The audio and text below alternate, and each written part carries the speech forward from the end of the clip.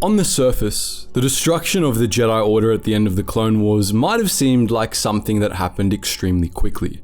A single bloody night in which nearly every Jedi in the galaxy was killed. But as the prequel trilogy shows, this was just the final stage of a slow process of decline that began long before Order 66 was issued, and a key part of that decline was a loss of perspective within the Jedi Council. As we've discussed in the past, however, the Sith ensured that the Jedi had no way to avoid their fate, which makes the impact of the Council's choices in the Republic's final decade harder to analyze. However, this wasn't the first time that the Jedi Council had succumbed to such a loss of perspective, and for a clearer look at this phenomenon, we can go back 4,000 years to another time when the Jedi were also on the verge of extermination. In this crisis, the decisions of the last survivors of the Jedi Council nearly led to the complete and permanent destruction of the Jedi, and this time they had no one to blame but themselves. By examining the stories and choices of these Jedi Masters, we can get a better idea of some of the greatest flaws of the Jedi Order and what the Jedi could have done to resolve them.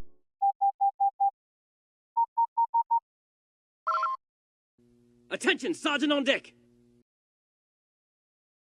In 3952 BBY, the Sith Lord, Darth Nihilus, consumed all life on the planet Katar, having been drawn there by a Jedi conclave that was being held on the planet. The Jedi Council had called this conclave in the hope that meditating together would help them see the threat that had, for the past few years, been hunting down and killing Jedi wherever they could be found, and nearly all the surviving members of the Jedi Order were in attendance. All of these Jedi, including members of the Council and many other great masters, were killed. Following this disaster, the Jedi Order disbanded, and those few Jedi left in the galaxy switched off their lightsabers and went into exile. Like with the later execution of Order 66, the destruction of Katar was quick and devastating. And also like the execution of Order 66, it was only the end of a long period of decline for the Jedi. The Order had been struggling for decades by that point, ever since the Great Sith War saw many of the brightest young Jedi fall to the dark side and swear allegiance to the Dark Lord, Exar Kun, slaying their own masters to prove their worth to the Sith. In the decades that followed, the Jedi attempted to rebuild, but just 30 years later, the Republic was invaded by the Mandalorian Neo-Crusaders, and the Senate requested aid from the Jedi. The Jedi Council was hesitant about the request, as the Order was still weak from the Great Sith War, and the Council feared that going to war would lead the younger Jedi to the dark side, creating a new Sith threat. In the end, they decided that the Jedi Order would stay out of the conflict, at least for the time being. But many young Jedi, led by Revan and Malak, defied the Council and went off to fight anyway, including many of the most promising apprentices. They defeated the Mandalorians and saved the Republic, but this came at a cost. As the Council had feared, the pressures of the war drove them to the dark side.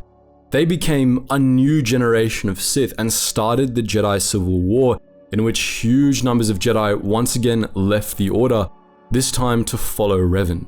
What was left of the Jedi Order took to the battlefield against the Sith, and they were able to defeat them in the end, but the cost to the Order was staggering. By war's end, only a few hundred Jedi remained.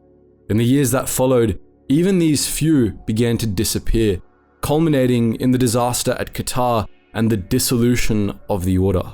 By 3951 BBY, it was widely believed that there was only one Jedi left in the entire galaxy, Mitra Surik, who had been exiled from the Order a decade earlier and who had recently returned to Republic space to find the Jedi Order destroyed. Surik had once been one of the Jedi Order's greatest apprentices, strong in the Force and well liked by many Jedi Masters. She had a natural ability to make strong Force bonds with those around her, giving her great and often unconscious influence over others. Her trainers believed she was destined to be one of the greatest Jedi of her time. However, Surik had defied the Council and followed Revan to war against the Mandalorians, and she had seen and done terrible things over the course of the war, culminating in a terrible atrocity in the Battle of Malachor V. In spite of all she had done, when the war was over, Mitra Surik returned to the Jedi Order, the only one of Revan's followers to do so. She alone among the Revanchists hadn't fallen to the dark side, but when she stood before the council, they sensed that something even worse had happened to her. At Malachor 5, Surik's actions caused an enormous amount of deaths, both of the Mandalorians and her own soldiers. The loss of so many people that she was bonded to forced Surik to cut herself off from the Force just to survive, severing her ties with the Force so completely that it left a wound. When she stood before the council, they felt this wound in the Force within her. It was as if she was not there. This was ideologically uncomfortable for the Jedi, who believed there could be no life without the Force, a belief that Surik's condition posed a challenge to. Thus, the council exiled Surik from the Jedi Order. They told her it was because she had followed Revan to war, but the truth was that it was because they were afraid of what had happened to her. In either case, instead of questioning their own convictions, the Jedi Council turned Surik away. She spent the next 9 years wandering the remotest reaches of the galaxy, content to forget and be forgotten, but as we said earlier, she eventually returned to the Republic. When she did, she was attacked by the Sith, who believed her to be the last of the Jedi. Though Surik was no longer a member of the Order, she was still a Jedi at heart, and she knew these Sith had to be stopped, and that only the Jedi could stop them. To that end, as depicted in Star Wars Knights of the Old Republic 2, the exile sought out the Lost Jedi, those few survivors of the Order who had gone into exile. She encountered one of these, the Master and former council member Atris on Telos, and from Atris's databanks, Surik learned the locations of 4 others: Zez-Kai Ell, Vrook Lamar, Kavar, and Lonavash. All were former members of the Jedi Council that had exiled Surik, and after Qatar, they had decided to scatter and go into hiding to make it seem like the Jedi were extinct so that the Sith might reveal themselves. Surik sought out each of these Jedi to try convince them to ally with her against the Sith. All of these masters, except Lonavash, who died before Surik could get to her, gathered on Dantooine, where the exile came before them once more. She tried to get them to take action against the Sith, but they refused. They once again believed that the true threat had yet to reveal itself, and they were insistent on continuing to wait. They were also unwilling to ally with Surik. Instead, they reaffirmed her sentence of exile. The Masters saw her as a threat, as over the course of her journey, Surik had become able to feel the Force again through her Force bonding ability. They had pieced together that the Sith threat they faced was connected to the wound in the Force the exile carried within her, and they had also determined that so long as she could make Force bonds, the exile had the potential to cause the death of the Force by allowing the wound she carried within her to spread through them. Rather than try more fully understand what Surik's condition could mean, and rather than work with the exile against their common enemy, the Council tried to cut her off from the Force again, deliberately this time, to eliminate her ability to make Force bonds. Before the 3 Masters could carry out this sentence, however, Kreia intervened, scolded them for their arrogance, and killed them all. This final judgment of the Council embodies all the failings that led the Jedi Order to this point, and on first pass, many players of KOTOR 2 walk away a little confused by it. When you speak with them on their own, Kavar and Zez-Kai Ell both seem entirely reasonable and come off as having learned the mistakes of the past, only to make an apparent heel turn once the Council is back together. Some have written this off as the two succumbing to dogmatism once they're back as a group, but this judgment goes a lot deeper than that, and the flaws in these masters that led to it were there from the beginning. Thus, to truly understand this last judgment of the Council, and by proxy, the greatest flaws of the Jedi Order, we need to examine each of the Lost Jedi in turn, except Lonavash, who we don't have enough information about to judge, and Atris, who was a special case. We'll start with the most infamous of the 3 Lost Jedi, whose flaws are the most obvious: Vrook Lamar. Master Vrook was a Jedi consular and one of the most powerful Jedi Masters of his time, with a long tenure on the Jedi Council that, at the very latest, began just after the Great Sith War. Vrook sat on the council through many crises, and on top of his role as a member of the Jedi High Council, he was also a member of the council that governed the Jedi Enclave on Dantooine. Vrook spent most of his time on Dantooine, where he oversaw the training of many promising young Jedi and handled relations between the Jedi and Dantooine settlers, only occasionally leaving to attend High Council meetings on Coruscant. Vrook played a big role in the Jedi Order, and in many respects, he was good at what he did. He handled many disputes between Dantooine settlers over the years and was on good terms with many leaders of the community there, and he held the apprentices he trained to a high standard, constantly pushing them to become better Jedi. But Vrook also had many flaws, and they were most evident in his teaching and leadership. He was very critical, sometimes overly so, and he seemed so concerned with the threat of the dark side that he became paranoid of it. This in turn made him suspicious and standoffish toward many younger Jedi whom he believed he saw warning signs in. He was notoriously stubborn and rarely changed his mind on anything. He was quick to develop harsh opinions of Jedi whom he felt didn't meet the standards a Jedi should, and it took a lot to make him reconsider these opinions. He was cantankerous and set in his ways, which led many other Jedi to dislike him. He, in turn, disliked any Jedi who came off as unorthodox to him, and many others besides. In his time on the Jedi Council, Vrook Lamar oversaw the Great Hunt, the Order's responses to the Jedi Covenant crisis, and the Mandalorian Wars and its involvement in the Jedi Civil War. He was one of the strongest advocates for the Jedi staying out of the Mandalorian Wars, as he was greatly concerned about how the war could lead young Jedi to the dark side, and as he saw it, the events of the subsequent Jedi Civil War proved his fears correct. Vrook was also quick to condemn Mitra Surik at her trial, and he took a very dim view of her and all the other Jedi who followed Revan, believing that many of them had been corrupted by the dark side even before they left to join the war. But Vrook had his successes as well.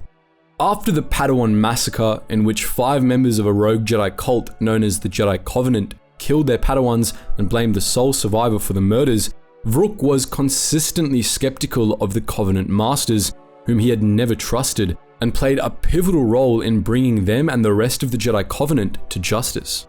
During the Jedi Civil War, Vrook helped manage the Jedi's most important redoubt, the Dantooine Enclave, and he was able to both effectively coordinate Jedi efforts in the war and also lend a helping hand to Dantooine's people whenever he could. Vrook left Dantooine shortly before the Enclave was destroyed near the end of the Jedi Civil War, but after Katar, he secretly returned to the planet, choosing it for his self-imposed exile. He told the exile that this was to protect the ruins of the Enclave and the Jedi secrets within, to prevent them from falling into the wrong hands, but he admitted that he had also wanted to see Dantooine one last time and to help its people where he could. Though Vrook kept his presence on Dantooine a secret to most, the administrator of the planetary government, Tarina Adare, knew of his presence, and he covertly worked with her to protect Dantooine's people from marauding mercenaries. When the exile came to Dantooine to seek him out, Vrook was initially not happy to see her. He had deliberately let himself get captured by the mercenaries in the hopes of eavesdropping on their plans, but the exile spoiled this scheme by freeing him, spurring the mercenaries to accelerate their plans to attack Dantooine's capital. However, Vrook and the exile worked together to thwart the mercenary attack, leading Vrook to admit that he might have misjudged the exile.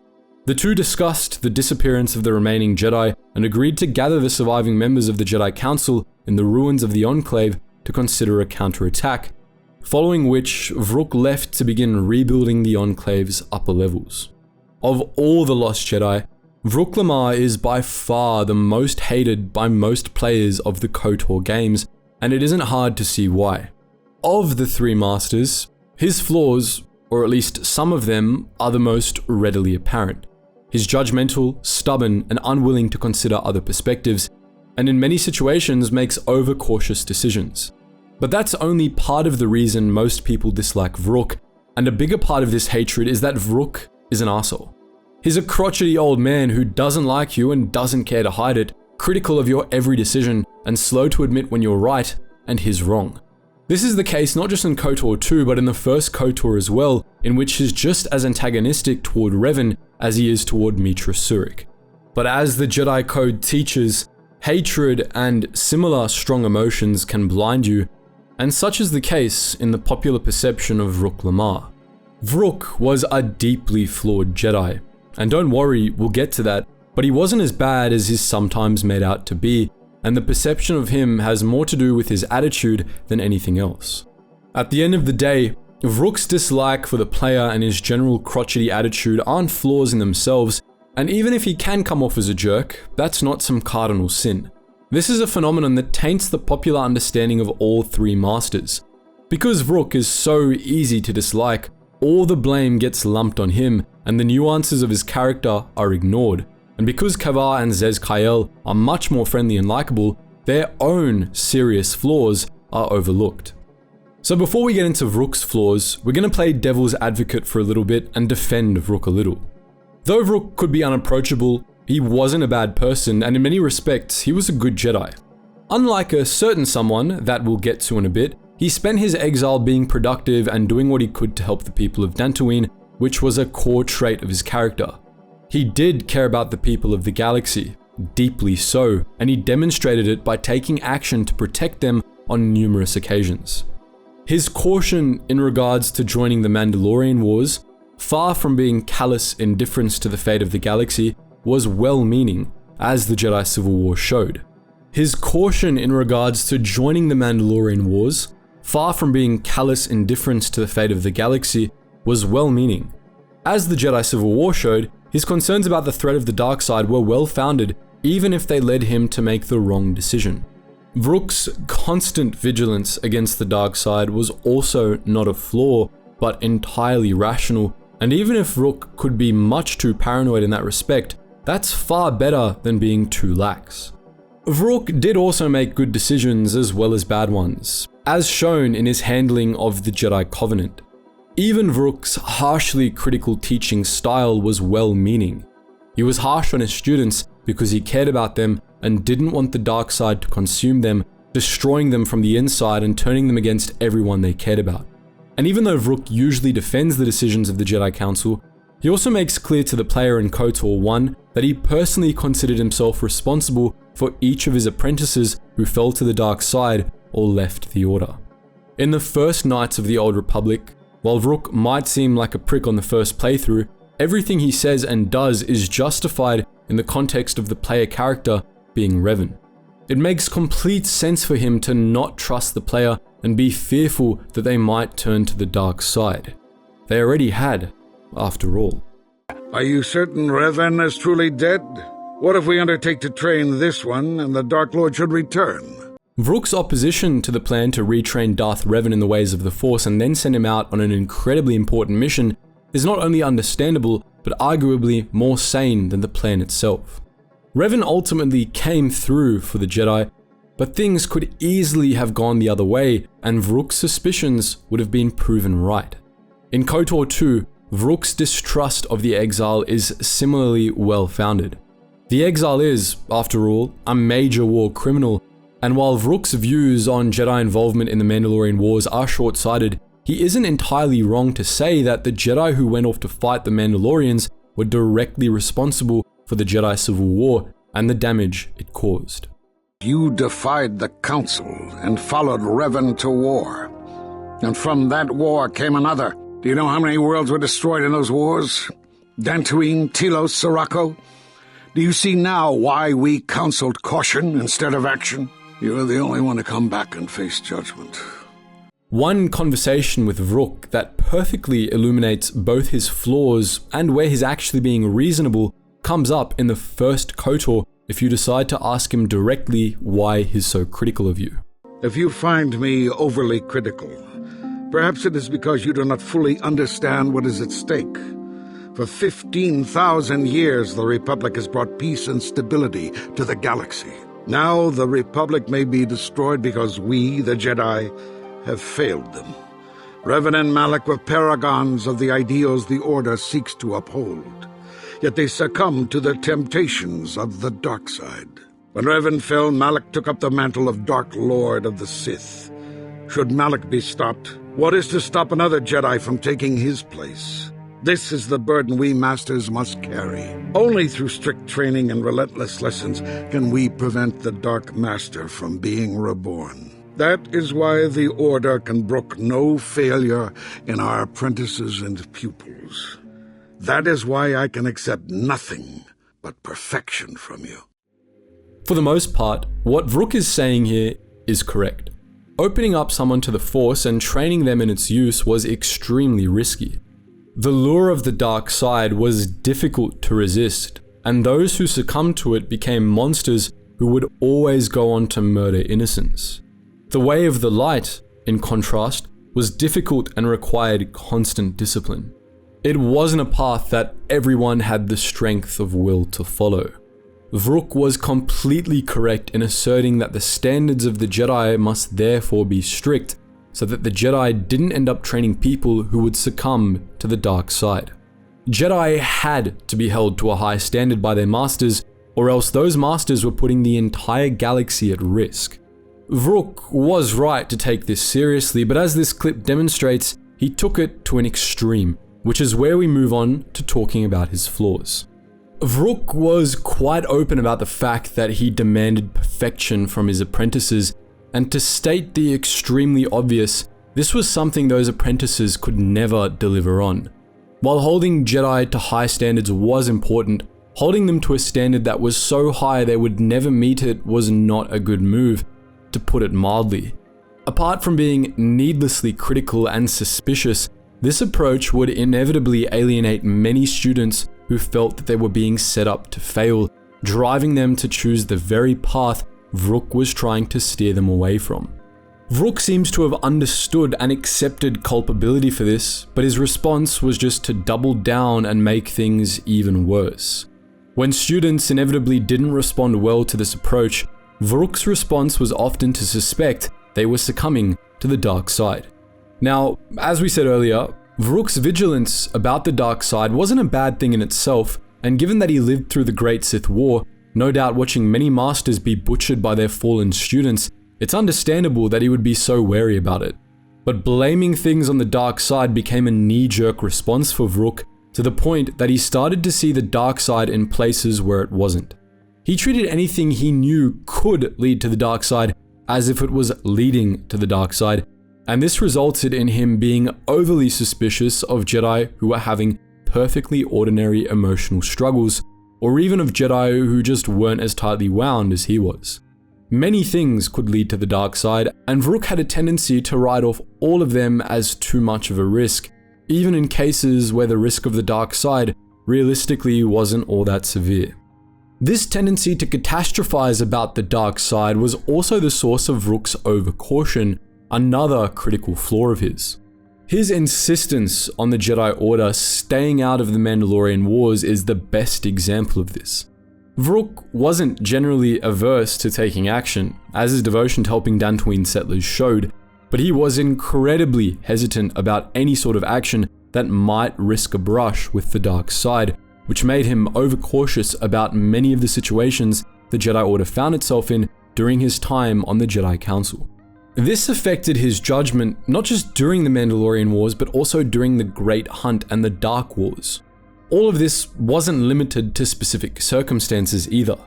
He even criticized fellow council members, even ones he respected, for being too hasty or aggressive sometimes. And Kavar was too close to you in any event. He, too, felt the call of war and took to battle more than a Jedi should. His speculations would not help you now, but enough of this. This particular example makes clear what the problem with Vrook's overcaution was. It made him more hesitant to do or approve of some of the fundamental duties of the Jedi. Many important aspects of a Jedi's duties invariably required them to do things that might lead to a brush with the dark side, with combat being the most obvious example of this. War and battle fed the dark side, and for that reason, Jedi were not warriors, but they carried lightsabers for a reason. Their job was to protect the innocent, and you can't always do that non-violently. Sometimes, a Jedi's duty required them to do things that came with the risk of drawing them to the dark side, and their job was to resist the dark side's call, not try to avoid the situation altogether. But on several occasions, avoiding such situations was exactly what Vrook Lamar did or advocated for, to the ruin of the Jedi Order. Vrook is often described as being dogmatic, but that word misses the mark somewhat. Vrook's problem wasn't that he adhered unquestioningly to the way of the Jedi, nor was it that the version of the Jedi Code he advocated for was ultra-orthodox, nor that he believed everything the Jedi did was always right. Indeed, neither of those latter two accusations is even accurate, given that he repeatedly accepts that the Jedi Masters were to blame for their students falling to the dark side. Vrook did have a problem with being stubborn and slow to change his views, but that isn't the same as dogmatism. On the contrary, we would argue that Vrook's biggest problem was close to the opposite of dogmatism. His overcaution caused him to stray from the path of the light somewhat. That's actually backed up by KOTOR 2's alignment system, as using foresight reveals that Vrook is the least light-sided of the three masters. Having strong convictions isn't a flaw, and to an extent, nor is being slow to change those convictions when not faced with extensive proof. What is a flaw is being so overcautious that you not only hesitate to act in crucial moments, but that you suspect virtually everyone around you of potential evil. This is not a flaw intrinsic to the light side or Jedi ideology, but it was a flaw seen in Vrook Lamar and, to a lesser extent, several later Jedi Masters. Another core flaw of Vrook's, one related to the ones we've already mentioned, was how quick he was to make up his mind about people. Given the slightest warning sign, Vrook would label young Jedi as potential Darksiders, and they would take strong convincing to believe they weren't a risk. If these Jedi did succumb to the dark side, Vrook would often retroactively say that they had felt the call of the dark side all along. In the first KOTOR, for instance, he claimed to believe that Revan and Malak were on the path to the dark side even before they got involved in the Mandalorian Wars. This also ties into Vrook's distrust of the Exile. As we said earlier, Vrook did have a good reason to distrust the Exile at the time of KOTOR 2, but a recording of a conversation he had with Master Vandar about Surik, back when she was a Padawan, shows that he strongly disliked and distrusted her even before she followed Revan to war. True, an average student of the Force, but with a unique strength. He's a natural leader. I strongly disagree. Mediocre Jedi, lust for power, will lead to the dark side. Furthermore, Vrook's dislike of the Exile wasn't based on her actions during the war. Those actions had simply given him a rationalization for his existing dislike for her. And when Vrook Lamar thought as poorly of someone as he did of Mitra Surik, he would always assume the worst about them, no matter what they did to prove him wrong. On Dantooine, even after the Exile showed her worth by helping Vrook save the settlers from mercenaries, if the player asks about their exile, Vrook will immediately assume they're blaming the Jedi Council for their actions and have thus learned nothing. He'll also refuse to believe that the Exile came to face the Council after Malachor due to any genuine feelings of remorse or repentance. You were the only one to come back and face judgment. But that was because you had lost your connection to the Force. Another casualty of war. No doubt you still blame us for your exile. I had hoped your isolation would give you time to reflect on what had happened, what you had done. But I see it as not. Being judgmental in this way was unbecoming of a Jedi, but it was a flaw Vrook maintained throughout his career, from when he objected to sending Duron Keldroma on a mission to Korriban for the high crime of being the cousin of a former Sith Lord, to his judgment of Mitra Surik. The Jedi Civil War made him even more insufferable in this regard. When many students he disliked went off to fight the Mandalorians and then fell to the dark side, Vrook took it as proof that he had been right about them all along, thus proving to himself that he was actually seeing warning signs of the dark side in others rather than just being suspicious or judgmental. Ironically, one of Vrook's biggest flaws was something some of his real-world critics have as well: his failure to understand that just because his dislike of someone could be rationalized, it didn't mean it was an accurate and complete assessment of that person. It's fairly obvious how all these flaws contributed to Vrook's judgment in the meeting of the Lost Jedi on Dantooine. Once again, his overcaution pushed him to hesitate instead of taking action when the time was right, although this time, he wasn't afraid of the dark side, but of the remaining Jedi throwing their lives away at the wrong moment. And his judgmental ways led him to ignore the help Meetra Surik offered in stopping the Sith. Instead, Vrook could only see her for the threat the wound in the Force she carried possibly posed. He repeated the mistakes he made during the Mandalorian Wars, and for that, and other reasons, he was killed by Kreia. Vrook's role in this last flawed judgment of the Council is obvious, but Vrook Lamar wasn't the only Jedi Master responsible for this decision. While the flaws in Vrook are easy to see, this isn't the case for the other two Lost Jedi, especially the one we'll talk about next, Master Kavar. Kavar had a long tenure on the Jedi Council, and he was one of the Order's most respected masters, as well as the most famous of the Jedi Guardians. Kavar had fought in the Great Sith War, and at the time of the Mandalorian Wars, he was considered the most experienced warrior and tactician among the Jedi, so much so that the Mandalorians expected that, when the Jedi finally joined the war, they would be led into battle by Kavar. He was a devastating opponent, a cunning strategist, and a true Jedi at heart, determined to see justice prevail in the galaxy. In this last respect, Kavar was somewhat reminiscent of Qui-Gon Jinn, and like Qui-Gon, he was more action-oriented than many Jedi, although he always heeded the judgments of the Council. Meetra Surik had some training under Kavar, and the two considered each other close friends. Kavar had even considered making her his Padawan, though the demands of serving on the Jedi Council led him to decide against it. Like Surik and many other Jedi of her generation, Kavar believed the Jedi should be proactive against threats to the Republic, but when the Jedi Council decided to not intervene in the Mandalorian Wars, Kavar accepted this decision and did not join the fight. He also joined the rest of the Council in exiling Surik from the Order, though he later explained to her that, as he saw it, this was not a punishment, but something she needed anyway in order to find healing. Master Kavar fought on the front lines of the Jedi Civil War, and was even mistakenly listed as being dead at one point. He did survive, however, and he continued his work as a Jedi in the years after the war. After Qatar, it was Master Kavar that suggested the surviving Jedi go into exile in the hopes of making the Sith think they had won so they would reveal themselves. He also urged the other Lost Jedi to search for the exile, who he believed was essential to understanding the new threat. To that end, Kavar traveled to Onderon, the site of one of the exile's most traumatic battles, speculating that she might return to wander her old battlefields. On Onderon, Kavar became embroiled in the planet's brewing civil war.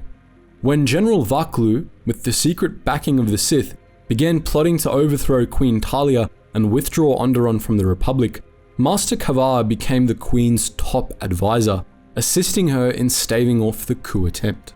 The political crisis prevented Kavar from searching for the exile, as Vaklu's soldiers kept him pinned inside the royal palace, but Surik ultimately came searching for Kavar, and she played a crucial role in helping him and Talia defeat Vaklu and his Sith allies. Once the Onderon civil war was over, the two former friends spoke for a little while before Kavar departed for Dantooine, determined to urge the Jedi Council to come out of hiding now that the Sith had revealed themselves. When the player speaks with Kavar on Onderon, he seems to be the most reasonable of the three masters. Some of this can be attributed to his personality. Kavar's a chill dude and very friendly to the player, so he's easy to like.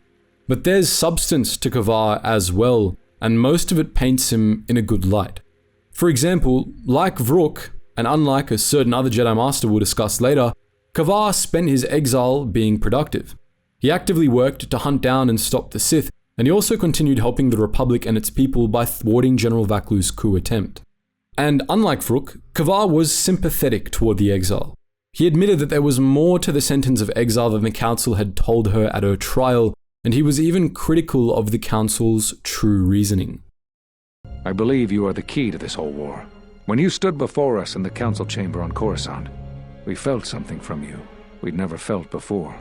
It was as if the Force had died within you, leaving you hollow. We had suspicions as to why this was, but nothing definite. But rather than try to understand, we sent you away. I think because at some level there was fear. We live our whole lives in touch with the Force, in touch with life all around us, and you had a gift in that regard. You formed bonds so easily, and they flowed deep between you and others. To see such emptiness in the Force standing before you, it's not an easy thing to face. Unlike Vrook, who insisted that Surik was exiled for joining the Mandalorian Wars, Kavar was open about how the true reason she was exiled was because the Council was afraid of what she had become and of the implications of her loss of connection to the Force. He later maintained that her decision to follow Revan to war was still part of it, but Kavar acknowledged that the Council acted out of fear here, and in the process, he acknowledged the fallibility of the Council, if only a little. He's certainly more reasonable and level-headed than Vrook, and not just on this particular issue. Kavar was also much more strongly inclined to taking action against the Sith than the other Lost Jedi. It's implied that he was willing to take action against the Mandalorians as well. When the player character meets him on Onderon, he sees the Sith's actions in the Civil War there as proof that the Sith have revealed themselves at last, and he makes it very clear that he believes this means it's time for the Lost Jedi to come out of hiding. But now the Sith have revealed themselves. That means the remaining Jedi will gather on Dantooine. From there, we can counterattack. Too many Jedi have scattered. The Council needs to gather. We cannot remain concealed any longer. Kavar seems to have learned from the mistakes of the past, from the Council's inaction in response to past crises, and he was determined to continue the fight against the Sith. While some other Jedi acted like this fight had already been lost, Kavar was of the mindset that the Sith hadn't won as long as he was still standing, and in spite of the odds, he even remained hopeful of victory.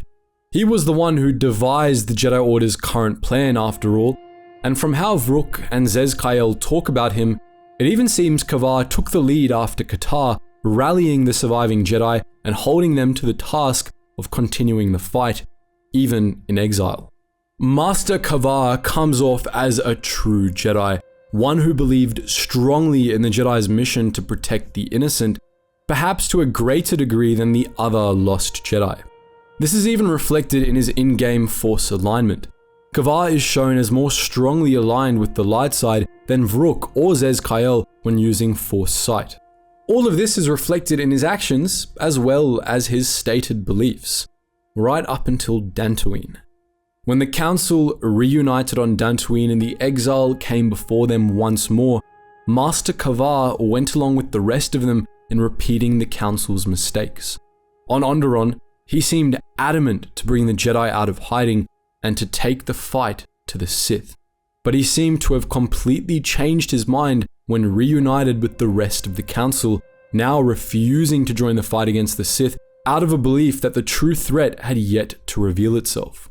Even though he seemed sympathetic to the exile and acted like a friend, he also joined the rest of the Council in reiterating the judgment of the exile and attempting to cut Surik off from the Force. Kavar does a complete 180 on several issues, and it's confusing to many KOTOR 2 players. The most common explanation you'll see for Kavar's heel turn here is that Vrook and Zez-Kai Ell were against him on both issues, and that Kavar was either outvoted and accepted that, or was convinced by the others to flip his stances. This is probably true to an extent, and the latter seems more likely, given that Kavar didn't show any real hesitation on Dantooine and joined Vrook in explaining the Council's decision. But this doesn't fully explain Kavar's actions here. While we're sure Vrook and Zez-Kai Ell changed his mind to some extent, it isn't as immediately apparent how Kavar, who seemed to be a man of strong conviction, would so easily succumb to such pressure. There is an explanation for this though, and it stems from one of the things that makes Kavar so likable, his strong belief in the Jedi way. Kavar was nowhere near as dramatic as Vrook, and it's clear that he had much less blind faith in the Jedi Council. If the player character mentions to him on Onderon that they still trust in the Council's wisdom, he'll even say that he's not sure how well placed that trust is. But while Kavar understood enough to see that individuals on the Council and individual judgments of the Council were flawed, he didn't see how these flaws led to corruption within the Council as an institution.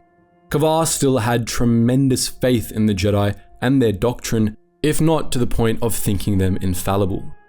The Order has been fighting the dark side since the beginning. Our rules and the Jedi Code provide protection from what's inside each of us, the dark side. This isn't a flaw in and of itself. What is a flaw is how it blinded Kavar to institutional problems within the Jedi Council, and how that pushed him to accept delusions that emerged as a result of those institutional problems. Because while Kavar is shown disagreeing with the decisions of the Council, he's never shown offering any real resistance to them once those decisions were made. Even though he sympathized with the Jedi who defied the Council and followed Revan to war, when the Council decided to stay out of the Mandalorian Wars, he obeyed the decision. The same thing happened on Dantooine. When the Council decided to not come out of hiding and take the fight to the Sith, against Kavar's convictions on the issue, Kavar still obeyed the decision. His convictions may have been strong, but they weren't strong enough to push Kavar to defy the Council. Indeed, it was the shared convictions of the Council that were strong enough to change Kavar's views. While Kavar saw the open Sith support of General Vaklu as proof that the Sith had revealed themselves on Onderon, on Dantooine, Vrook was able to convince him that this was only more bait to draw the Jedi out. To be fair to Kavar, this argument does have merit, but it falls into the same pattern the Council followed during the Mandalorian Wars, when they were so afraid of war leading Jedi to the dark side that they hesitated endlessly, thus creating the very outcome they had been afraid of.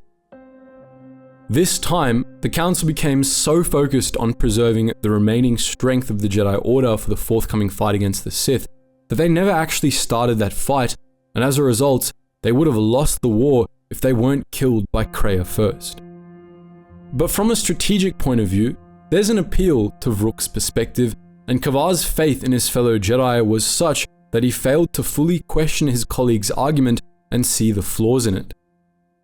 Kavar could accept waiting a little while longer for valid strategic reasons. His faith in the Jedi and personal loyalty to Vrook just blinded him to the fact that neither Brook nor Zez-Kai Ell really planned on acting at all.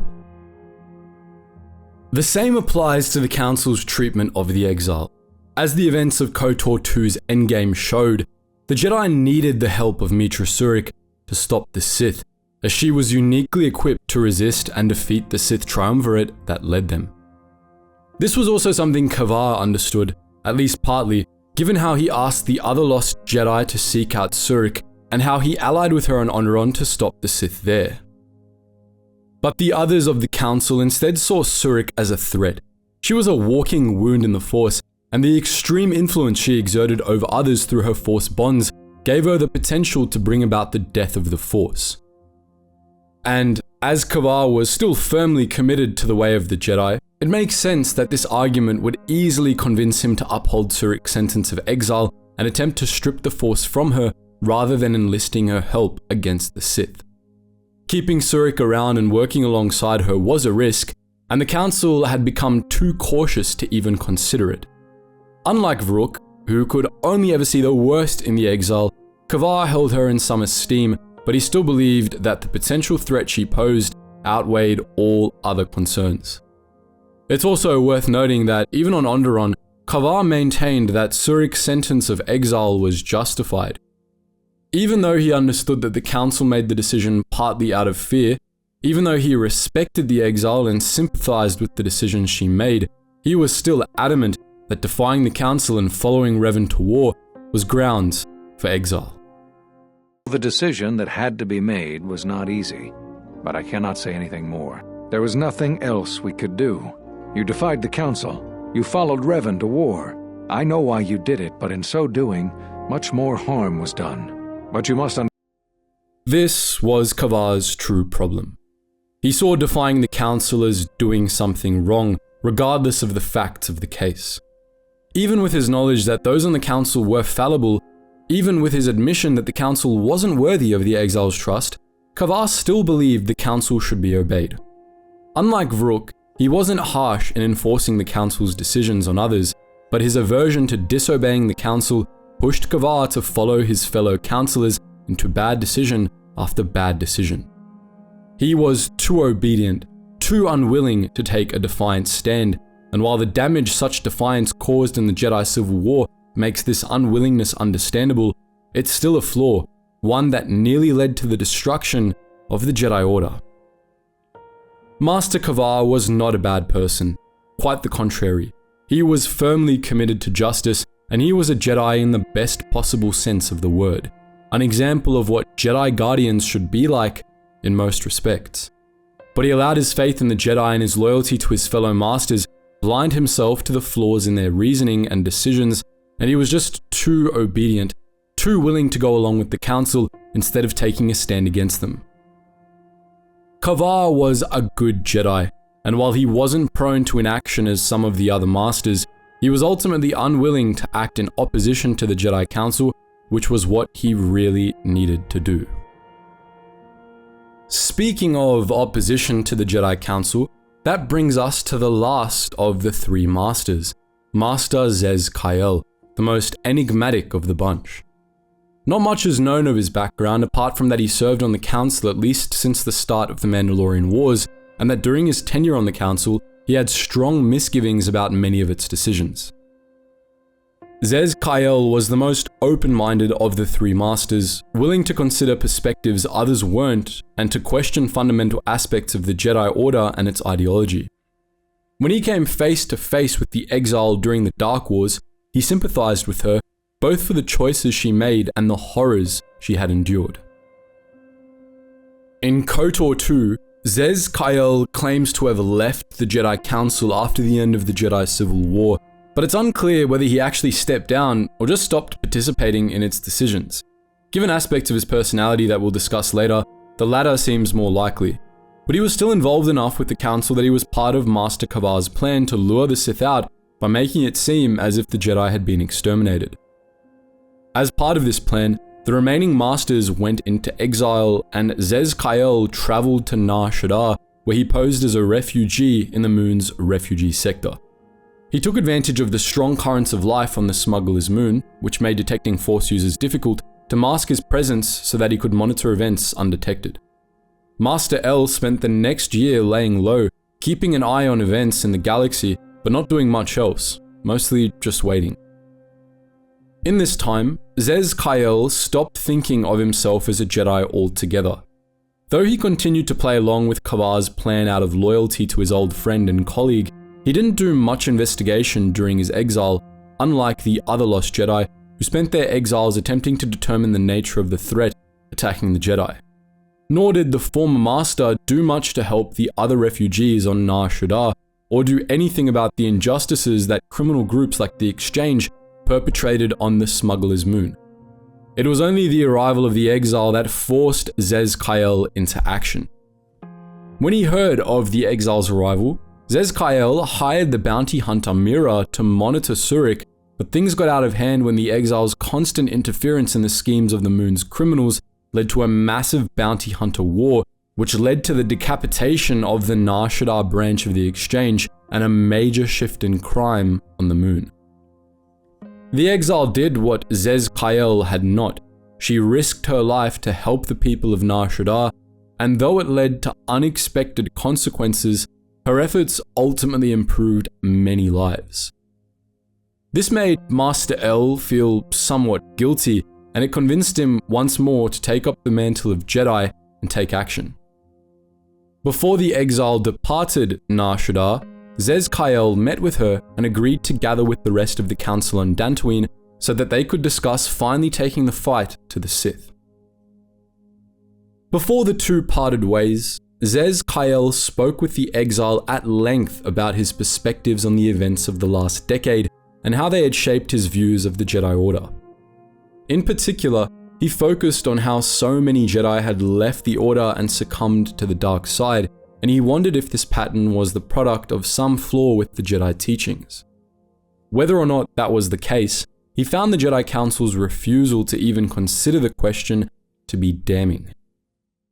Perhaps the Order itself had grown arrogant in their teachings. It is easy to cast blame, but it is perhaps time the Order accepted responsibility for their teachings and their arrogance and come to recognize that perhaps we are flawed. Not once did I hear one of the Council claim responsibility for Revan, for Exar Kun, for Ulic, for Malak, or for you. Yet, you were the only one who came back from the wars to face our judgment. And rather than attempting to understand why you did what you did, we punished you instead. Our one chance to see where we had gone wrong, and we cast it aside.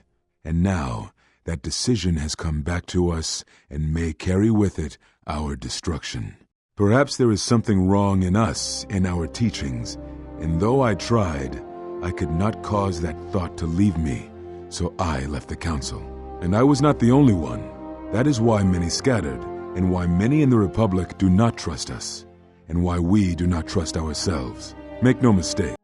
To Zez-Kai Ell, that the Jedi were so averse to self-reflection was proof enough that there was a flaw in the Jedi way, or at least in the Jedi Order as it existed at the time.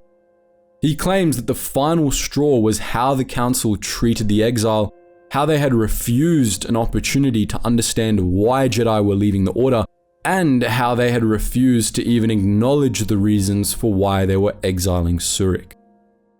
The day we cast you out, that is the moment I decided to leave the Order, because I do not believe we truly faced the reasons you were exiled, and if we do not examine such truths, then we are already lost. I think it was because we were afraid. It is a difficult thing to live one's life with the Force.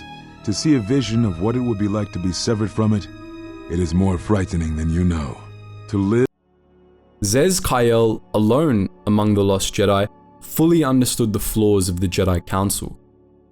He saw how it resisted self-criticism, how it arrogantly believed that its ways were without flaw, even when so much went wrong and so many Jedi were lost, and how it made decisions without even being honest with itself about the reasoning behind them. The Jedi Council had become corrupt, Zez-Kai Ell understood, and he believed that its corruption had spread throughout the Order, affecting the Jedi way itself. The more he reflected on the Council's corruption, the more skeptical Master Ell became, not just of the Council, but of the Jedi as a concept, of the very ideology of the Order. All of this led Zez-Kai Ell to sympathize with the exile. He didn't blame her or any of the Jedi who followed Revan for doing what they did, for going out to help the Republic while the Council refused to do so. That so many of them fell to the dark side was not because these Jedi were corrupt, he believed, but because the Council's own failings had alienated them, and in their alienation, they became open to other influences.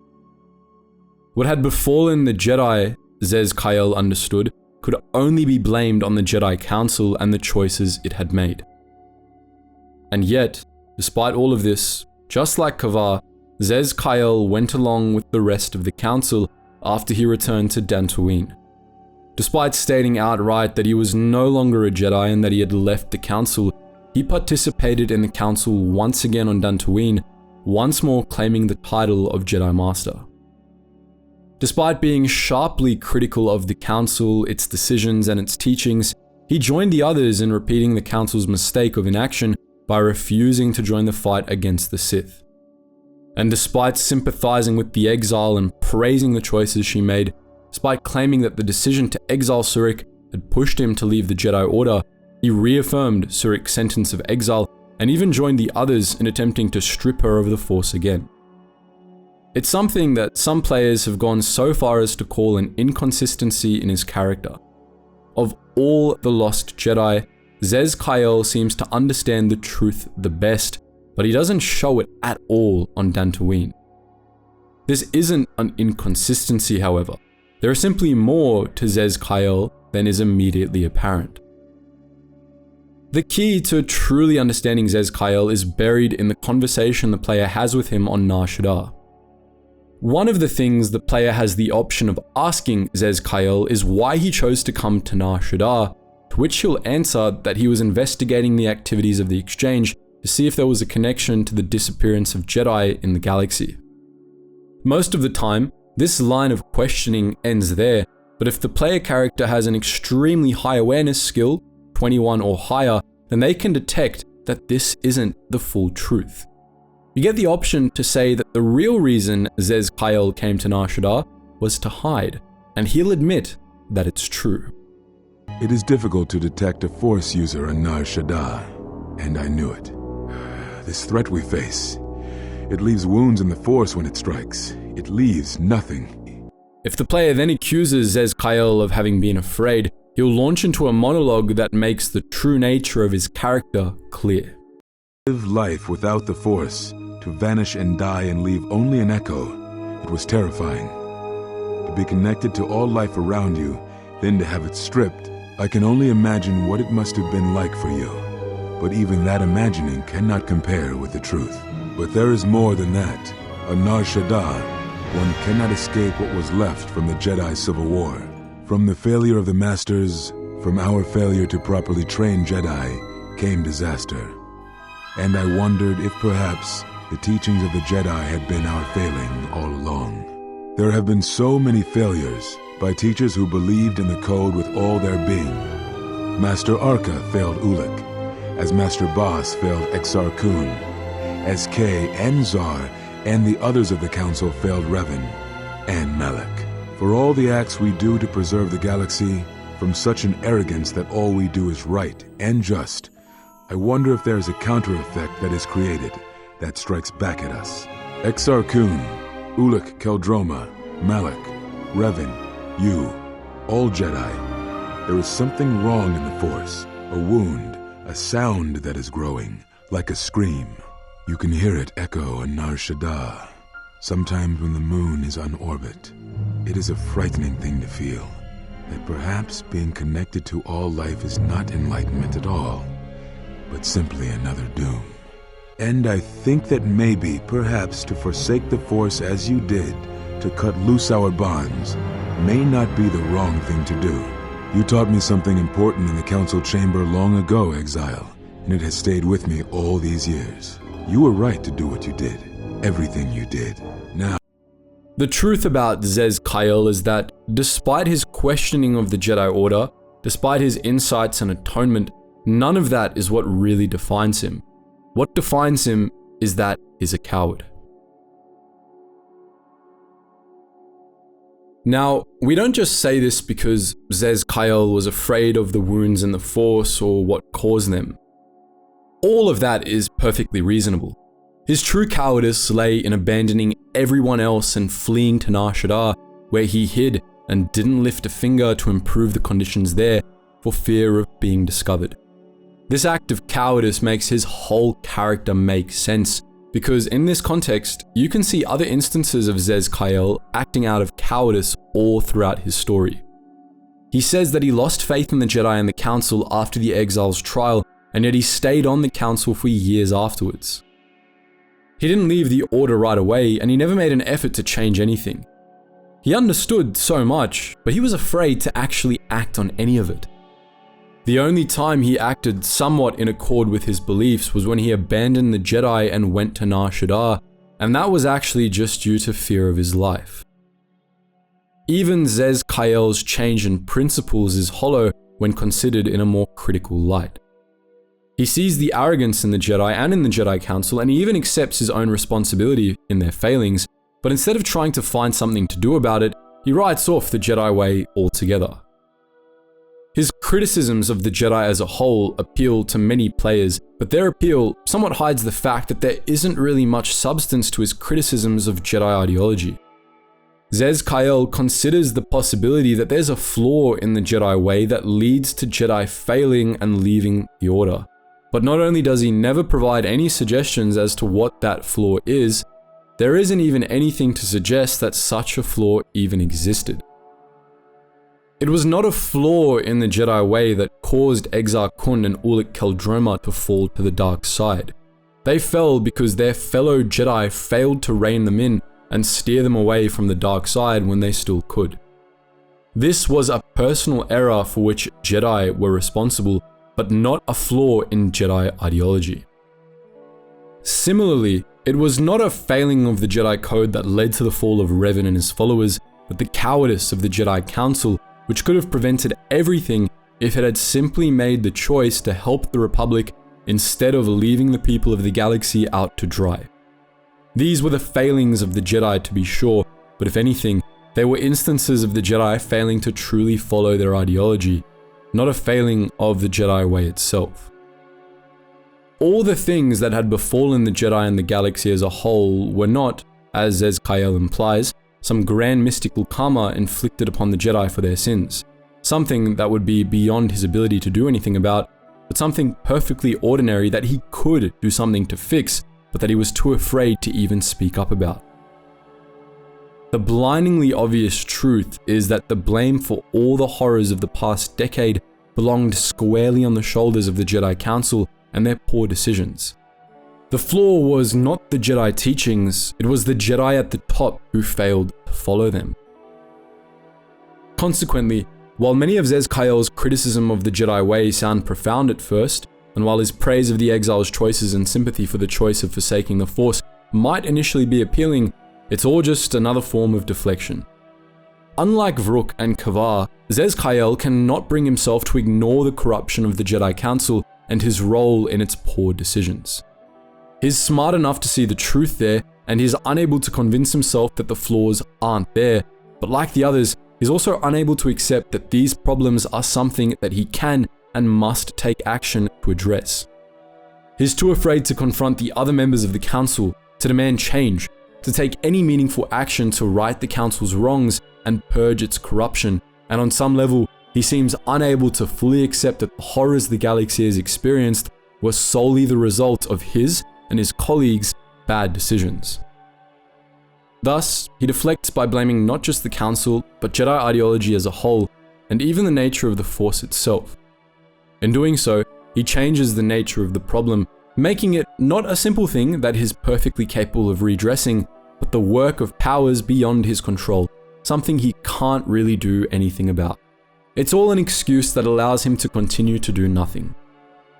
Zez-Kai Ell was a doomer. He didn't deny that there was a problem, but he was too afraid to do anything about it, so he convinced himself that he couldn't do anything about it. In doing so, he completely disillusioned himself to the point where he rejected the interconnection of the Force, rejected the opportunity it presents to help and heal others, and wrote it off as simply another doom. Apart from the Council's arrogance, Zez-Kai Ell was right about one thing. He was no Jedi. He proved this in his repeated unwillingness to help others. From the victims of the Mandalorian Wars to the refugees on Nar Shaddaa, but it was made even more clear in his rejection of the greatest truth of the Jedi, the codependent nature of the universe and the strength this provided all beings. Rather than seeing the interconnection of the Force as an opportunity to help the universe, Zez-Kai Ell only saw how it might harm him. All of this puts Zez-Kai Ell's actions on Dantooine in a completely new light. While he was willing to divulge his beliefs about the arrogance of the Council and his sympathy for the exiled Temetra Surik, whom he expected they would appeal to, he didn't have the guts to voice his thoughts when back among the Council, as Kavar and Vrook hadn't lost faith in the Jedi at all.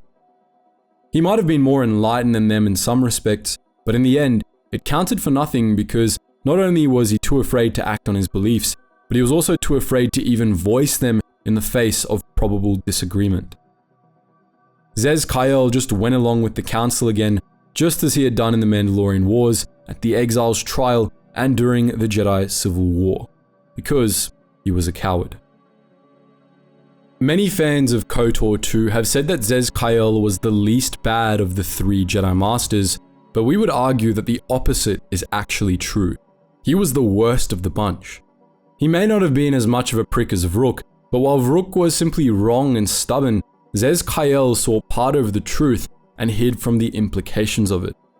More than either of the two, he knew better and rather than doing something productive, rather than trying to fix the flaws of the Jedi Order, he ran and hid, allowed himself to despair, and wrote off the Force, the Jedi Way, and the people of the galaxy. He abandoned his responsibility to help heal the galaxy from the mistakes he had made. Far worse than someone who is simply wrong in their beliefs is someone who knows better, whose beliefs are right, but who refuses to actually take any action based on them, and that's who Zez-Kai Ell was in his heart. All the flaws of these three masters were not just personal failings, but rather flaws that time and again permeated the Jedi Council as a whole.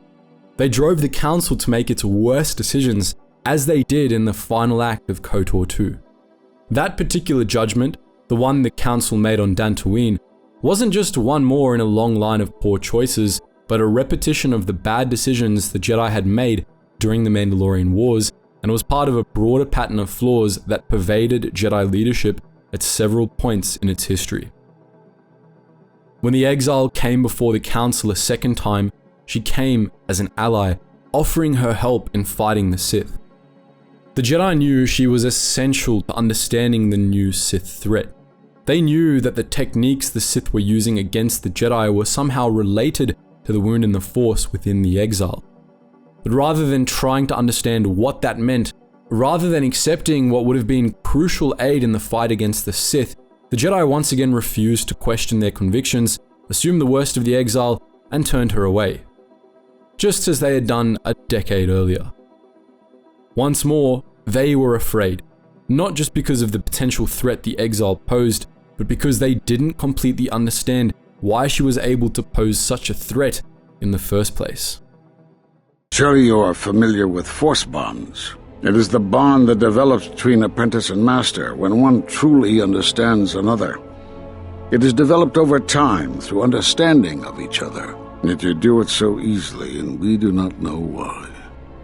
When faced with a phenomenon in the Force that they didn't understand, the Jedi Council assumed it to be a threat instead of studying it. Rather than considering the possibility that there was still more about the Force for them to learn, they wrote off such things as anomalies, works of the Sith, things to be suspicious of. There was nothing remotely dark-sided about this particular anomaly, but Vrook especially seems to have assumed that there was. This is a corruption of the Jedi way. The Jedi were meant to contemplate these sorts of mysteries, to study the Force and explore those aspects of it they had yet to understand. But the Council at this point was so warped that it did the opposite. It condemned that which it did not understand reflexively.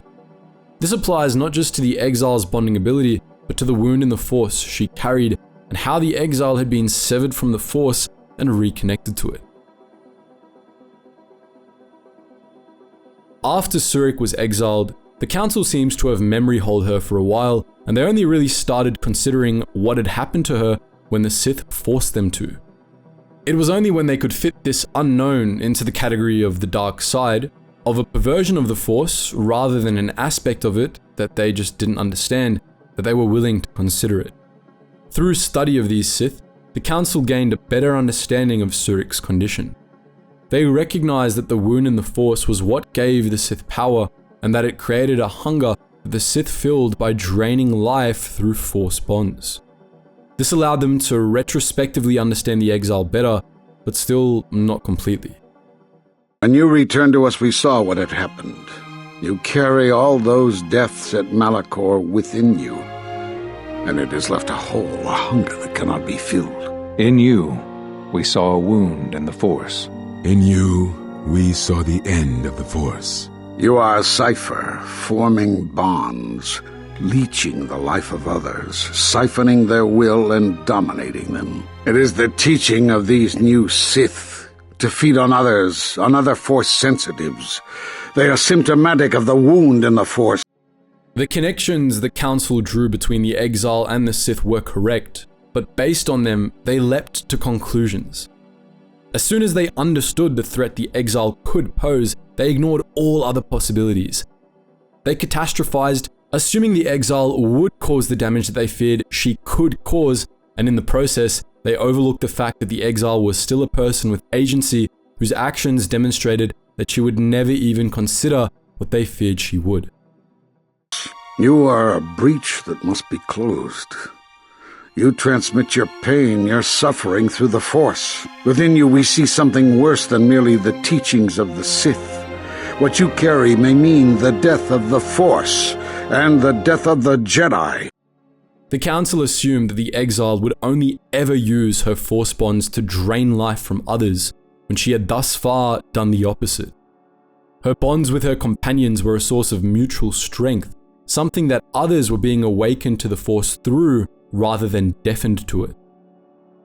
This sort of codependency was the basis of the light side, the very essence of the Force. But the Jedi Council had become so caught up in their own suspicion and fear that they had lost sight of even that most fundamental part of the Jedi way. And it wasn't in respect to the exile that the Council had lost sight of the light side. Equally damning was how they responded to the exiles urging for them to take action against the Sith. No, we will do as we have done. We will wait. There's nothing else we can do.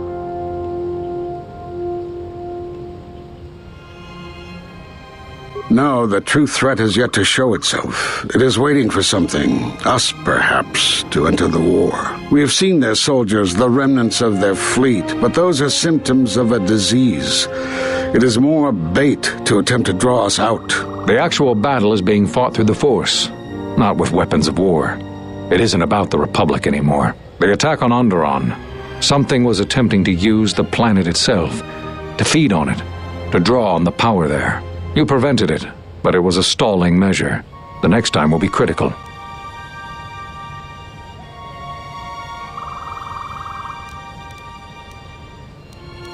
If Jedi gather, if we wage war against these shadows now, then Jedi will die, and we will die for nothing. Whatever this thing is, it must be fought by those strong in the Force. It cannot be fought in any other way. It knows this, and that is why it is killing us. If we die, then it will win, no matter what fleet or weapons are brought against it. The Jedi Council repeated the stake of the Mandalorian Wars. They hesitated, shirking their duty to defend the Republic, to protect the people of the galaxy, in favor of preserving themselves.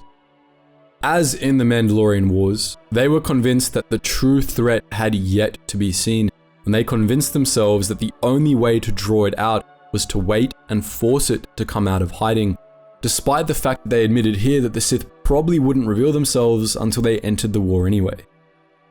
It's circular logic that would allow them to stay in hiding indefinitely to avoid the war, which was what at least some of them really wanted to do. Vrook says it outright. If the Jedi revealed themselves, they would die, and that's what the Council was afraid of.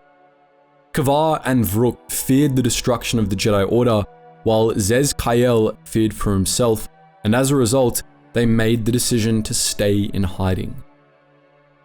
They justified this with the fact that the war wasn't about the Republic anymore.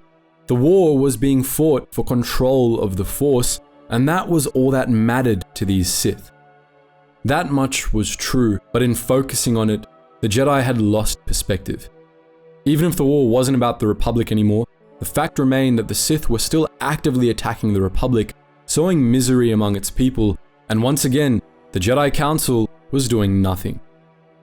Just like in the Mandalorian Wars, the Jedi feared for themselves, and so they decided to leave the entire galaxy to its fate and stay out of the fight. The Council would have let the Mandalorians conquer the galaxy and cause untold trillions of innocent deaths to preserve the Jedi Order, and now they were even willing to let the Sith do the same for the same reasons. In the Mandalorian Wars, they at least had the excuse of trying to prevent the resurgence of the Sith, but on Dantooine, they decided that not even the resurgence of the Sith was reason enough for them to risk the Jedi Order. In this, the Jedi Council completely and utterly failed to uphold the Jedi way. The most fundamental teaching of the Jedi Order, the ultimate act of service to the light side, was self-sacrifice, to risk or even knowingly throw one's life away to save the innocent. Here, the Jedi were doing the opposite. They were willing to sacrifice all the innocents in the galaxy to save themselves. Worst of all, they had lost perspective so badly that they didn't even see this as what they were doing. They had become apathetic to the fate of the galaxy, and as a hallucination on Korriban once said, apathy is death. That was the true failing of the Jedi Council, both during the old Sith Wars and again during the Clone Wars. They lost perspective, and in the process, they lost sight of their primary duties: to protect the innocent, to study the mysteries of the Force, and to fight back against the dark side. The Jedi Council failed at all three of these during the Mandalorian Wars, and everything that happened after was a direct consequence of that failure. When their students decided to do their duty, even when the Jedi Masters wouldn't, the Council left them without aid or guidance, and because of that, they succumbed to the dark side, became Sith, and unleashed a new war upon the galaxy. Far from preventing the resurgence of the Sith, the Council had caused it. Rather than preventing the deaths of innocents, they allowed the Mandalorians to slaughter their way across the galaxy, and at the end of the war, instead of taking the opportunity of Mitra Surik's return to learn and improve, they turned her away. The Jedi Council were responsible for all the horrors that befell the galaxy in the following decade, and they were also responsible for the destruction of the Order itself. But worst of all, they learned nothing from it. On Dantooine, the Council was given a second chance, and instead of taking it, instead of seeing the error of their ways and making corrections, instead of even trying to understand where they had gone wrong, they repeated the mistakes of the past. All of the three Masters' flaws are evident in this decision. Zez-Kai Ell's cowardice and apathy show in the Council's refusal to fight, as well as in his support for stripping the exile of the Force for fear of what she could do. Vrook's overcaution also shows in the Council's refusal to get involved in a war in which the Jedi are desperately needed, while his suspicion and catastrophizing about others show in how the Council assumes the worst of the exile and refuses her help. And Kavar's blind faith in his fellow Jedi, plus his refusal to defy the Council, show not just in how the Council refuses to truly reconsider its past judgments, but in how Kavar himself goes along with the decision despite his stated disagreements with it. These flaws show up again and again in the history of the Jedi Council, showing themselves in every bad decision the Council ever made. They're flaws that re-emerged at the end of the Order's history in the Masters of the final Jedi High Council, and they're flaws that hindered the Order's decision-making in lesser ways many times besides. It was these flaws that contributed to the Jedi Order's ultimate destruction at the end of the Clone Wars. But it was in the Lost Jedi that these flaws were the most pronounced, and they represented something far worse than just poor judgment. With their ultimate failure, these three Masters, and those Masters of later councils that followed similar paths, confirmed that they had fallen from the path of the light, lost sight of the way of the Jedi. Their fear had corrupted their judgment and clouded their vision. As we all know, fear leads to the dark side, and in their fear, the Jedi Council repeated the same flawed decision they had made a decade earlier. You are a threat to living creatures and all who feel the Force. You will lead the Sith here, and that we cannot allow. Our judgment before remains. Exile. You must leave. And you must leave without your tie to the Force. Had the Council's sentence been carried out, the consequences would have been disastrous for the galaxy. Without the Exile's help, the Jedi could not have stopped the Sith. They would have been destroyed, and the galaxy would have been plunged into darkness. Fortunately for all except the Masters, however, they were stopped before their era could be finalized. Enough! Step away from her. What? Step away! She has brought truth, and you condemn it. The arrogance. You will not harm her. You will not harm her ever again. Now, there was much more to Krea's vendetta against the Council than the stuff we've gone into here, and her agenda is a topic for another video entirely. Krea herself was a deeply flawed person who, on the whole, was much worse than the Masters of the Jedi Council. But she came in clutch to save the Exile, and she makes at least a few good points in her tirade against the Council's arrogance and inability to learn before she subjects them all to what the Exile experienced at Malachor. On Dantooine, the last masters of the Jedi Council were killed. Atris still survived, but she was not truly a Jedi anymore, and she would be cast down shortly thereafter. The Jedi were not extinct, but they had been dealt a serious blow. They did eventually recover, however, and this was thanks to the Exile. As the Exile traveled across the galaxy, searching for the Lost Jedi, she gathered a small army of companions who became part of the crew of the Ebon Hawk and followed her on her quest. And as they spent time with the Exile, a strange thing started to happen to many of them. They began to open up to the Force. By luck or will of the Force, the Exile had gathered half a dozen Force sensitives to her side, and she decided to train them in the ways of the Jedi. These apprentices were drawn from a slew of different backgrounds, and many of them had skeletons in their closets, but they all had one thing in common. They were all ordinary people who had been abandoned by the Jedi, who bore the brunt of the Council's bad decisions in some way or another. They had the perspective that the Jedi Council had lacked, which made them uniquely suited to a task they could never have imagined themselves undertaking before they joined the Exile: rebuilding the Jedi Order. In their final confrontation on Malachor, Kreia revealed to the Exile that it was these apprentices, not the Masters of the Jedi Council, who were the lost Jedi Surik needed to find. The true Jedi on which the future of the Jedi Order would be built. They had needed the Exile to show them who they could really be, but with her example, they became Jedi, and even as the Exile left known space once again on a mission of her own, these apprentices set out to rebuild the Jedi Order. In the end, the fate of the Jedi didn't lie in the hands of the three Masters, but with a repentant murderer, a scarred veteran, an Ichani handmaiden, a former Sith, a Republic spy, and a bounty hunter. Together, with the help of those few Jedi still left in the galaxy, they rebuilt the Jedi Order, and in time, the Order flourished once more. For a time. Of course, as we all know, the lessons these Jedi learned were forgotten, and the Order fell back into its old ways, to its doom.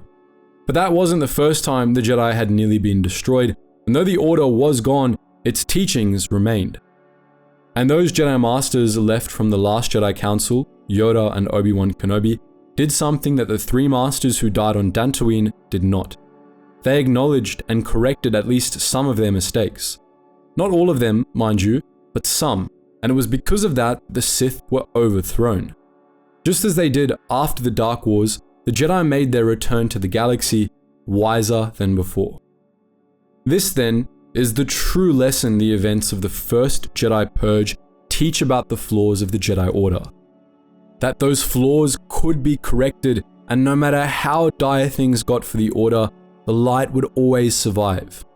The flaws of the Jedi Order, or really of the Jedi Council specifically, did not damn the Jedi way, even when they brought the Jedi to the brink of extinction. Rather, to paraphrase a good quote from an otherwise questionable Star Wars film, failure is the greatest of teachers, and even when the Jedi's mistakes had serious consequences, they could always be learned from, to the benefit of the Order and the galaxy. Amending mistakes and rebuilding the Jedi Order were never easy, and often they required a new generation with new perspectives to do what the old Masters could not. But as the aftermaths of all recorded Jedi purges show, it could be done. So that was our look at the story of the Lost Jedi and how it reflected on the flaws of the Jedi Order as a whole. But what do you think?